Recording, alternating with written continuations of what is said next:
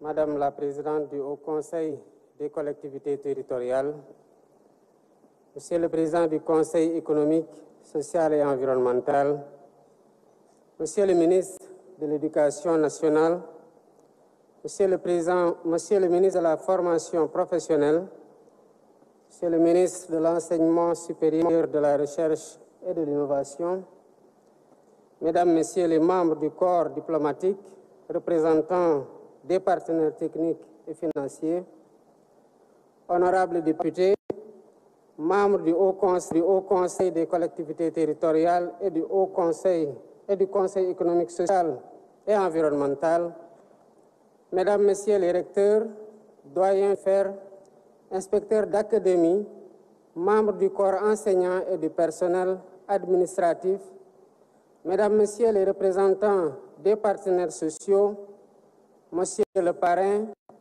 Mesdames, Messieurs les membres de la famille du parrain, chers parents d'élèves, chers lauréates et lauréats, chers invités, Mesdames et Messieurs.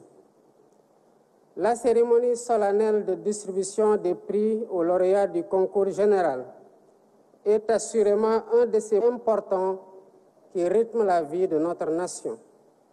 Elle nous offre l'occasion de célébrer les meilleurs élèves des classes de première et de terminale qui se sont distingués par des performances exceptionnelles. Cette cérémonie n'est pas seulement une reconnaissance de votre travail acharné et de vos talents exceptionnels. Elle est aussi une célébration de l'avenir radieux que nous souhaitons bâtir ensemble pour notre cher Sénégal. Chères lauréates, chers lauréats, votre réussite est le fruit de vos efforts, de l'accompagnement de vos familles, de l'engagement sans faille de vos enseignants. Nous vous donnons aujourd'hui un exemple en vous portant en triomphe, car vous représentez ce que le système éducatif a de meilleur à offrir. Venus d'horizons divers et de couches sociales diverses, vous êtes la preuve vivante que l'excellence est à la portée de tous ceux qui portent un rêve de réussite et persévèrent dans le travail acharné pour le réaliser. En cela, l'éducation est le socle sur lequel repose toute société juste, équitable et prospère. Elle est le rempart contre l'ignorance et les inégalités et le levier de la transformation sociale. Nous devons donc garantir à chaque enfant, qu'il soit en milieu urbain ou rural, les mêmes opportunités de réussite. Pour ce faire, nous travaillons au renforcement et à la modernisation, mais également à la formation des enseignants et à l'amélioration des conditions d'exercice de leur noble métier avec des contenus pédagogiques pertinents et adaptés aux défis du XXIe siècle.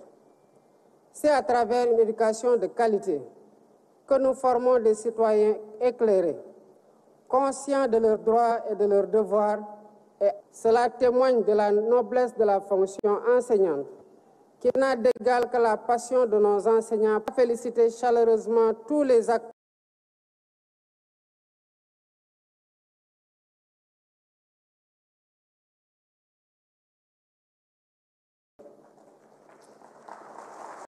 phare de l'agenda républicain.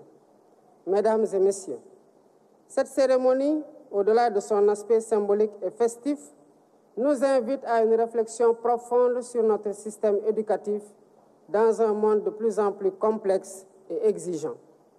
Le thème de cette année, enjeux, défis et perspectives pour une école au service de la souveraineté nationale, est d'une pertinence particulière. Il interroge la place fondamentale de l'école dans notre programme de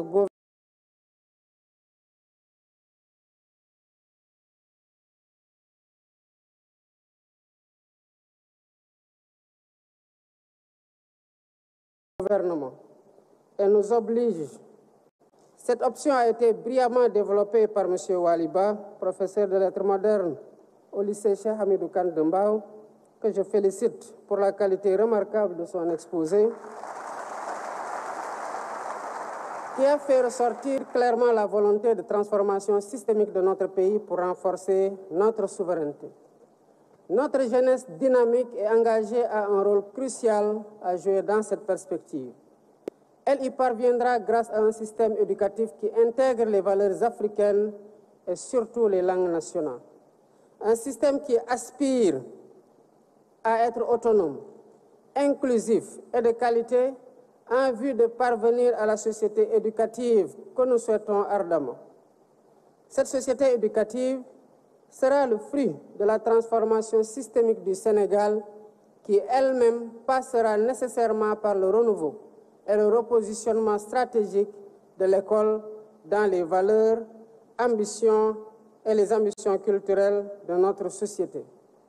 Ce renouveau de l'école se fera entre autres par le développement du numérique à l'école avec l'impératif d'accentuer la digitalisation intégrale du système éducatif. Par ailleurs, un programme de recrutement d'enseignants permettra de combler le déficit actuel et d'éliminer les classes multigrades et double flux, ainsi que les abris provisoires à l'horizon 2030. Poursuivant le même objectif, les conditions pédagogiques et techniques seront améliorées en développant des filières d'apprentissage pratique pour répondre à des besoins spécifiques de main-d'œuvre de qualité. Mesdames et messieurs, notre pays a un besoin urgent de renforcer l'enseignement des sciences et des mathématiques afin d'accroître considérablement le nombre d'élèves dans les filières scientifiques.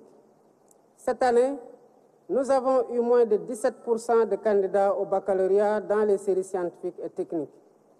Cette régression des candidatures scientifiques au baccalauréat doit impérativement s'arrêter pour éviter d'hypothéquer nos ambitions légitimes de souveraineté alimentaire, pharmaceutique, numérique, technologique et même en matière de sécurité. Le Sénégal a besoin de scientifiques pour faire face aux défis du temps présent et à venir. En réalité, le monde dans lequel nous vivons, particulièrement de la connaissance scientifique, technologique et numérique. Aussi, la conquête des souverainetés auxquelles je vous invite, la maîtrise des sciences, des mathématiques, les technologies et les mathématiques. J'invite aussi les pédagogues à réfléchir sur les voies et moyens de faire de notre système éducatif un espace attractif d'apprentissage des sciences et des technologies. Un espace qui forme des élèves dotés de capacités d'innovation. L'enseignement technique et la formation professionnelle seront des leviers d'industrialisation, de valorisation des ressources et d'amélioration de l'employabilité des diplômés.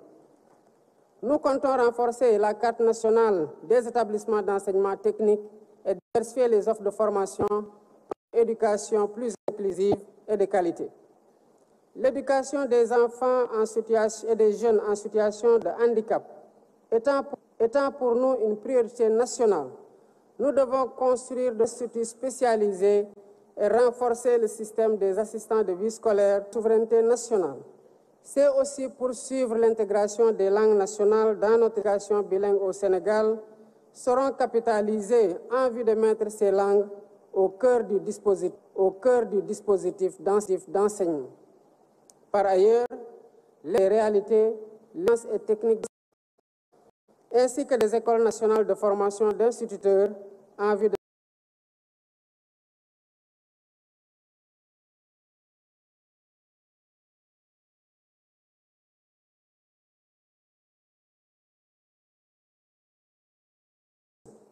J'ai choisi comme parrain un homme directeur du laboratoire, responsable de la commission recherche et innovation de l'Union mathématique africaine, président de la Société mathématique du Sénégal, directeur général de l'enseignement supérieur, conseiller scientifique de la Commission nationale de cryptologie, membre de l'Académie nationale des sciences et techniques du Sénégal.